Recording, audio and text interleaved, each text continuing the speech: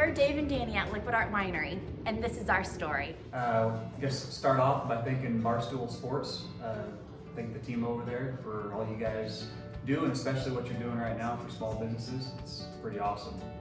I guess going into our story, I'm a 6th generation Kansas farmer. I'm the 1st generation to go against the grain and grow something other than beef cattle and row crops like my forefathers on my family's land did. I instead decided to focus on grapes and making wine, and that's led us down a long path, me and my wife down a long path to our business here at Liquid Art Winery.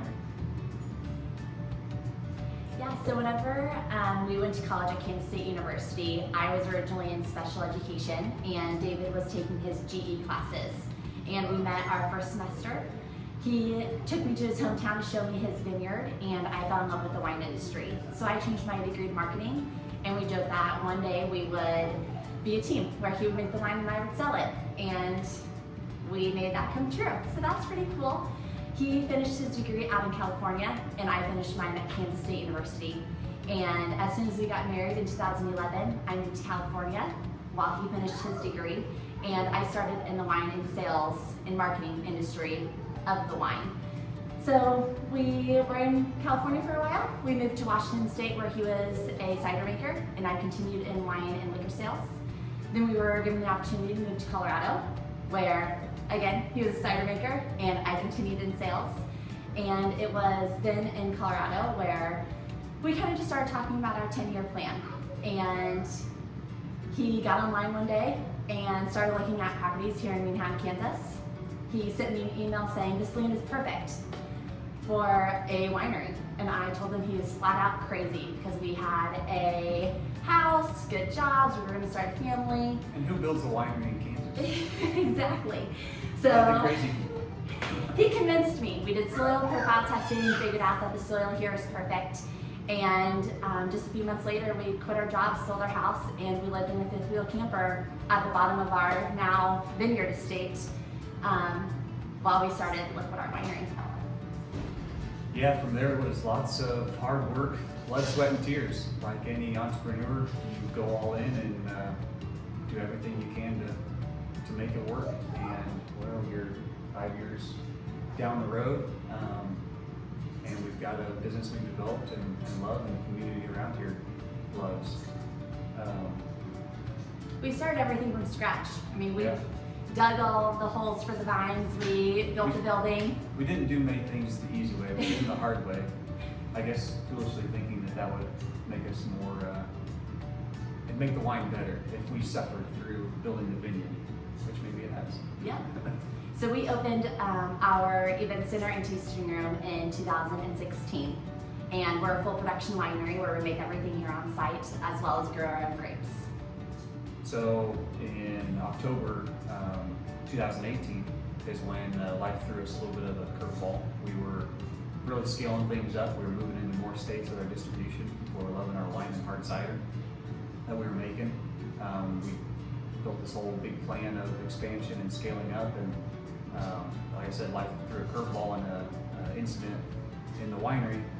Chemicals left me blind in both eyes, completely blind. And since then, it's been over 2 years of 15 or more surgeries and lots of learning lessons and new appreciations and outlooks, no pun intended, on life and especially those around me to get us where we are here today. By the grace of God and the love of all the people around me, forcing me to do all those surgeries and go through all this stuff. The miraculous doctors doing what they do today were able to actually regain some vision in one of my eyes.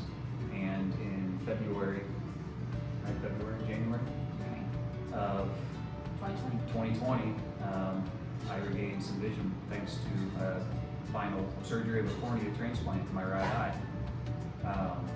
And that was the blessing beyond belief. I got to see my daughter for almost the first time. She was only a couple months old when I lost my sight.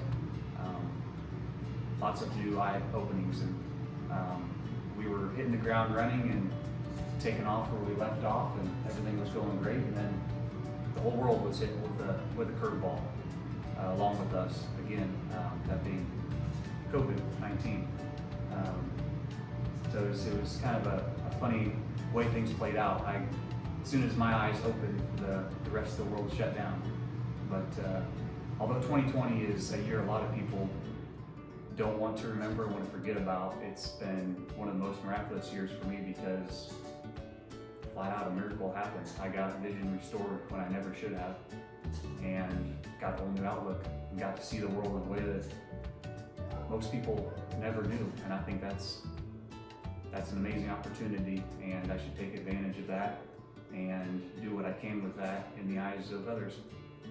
So that's our plans from here on out, is to change the world in any way we can, even if it's just giving people a new outlook.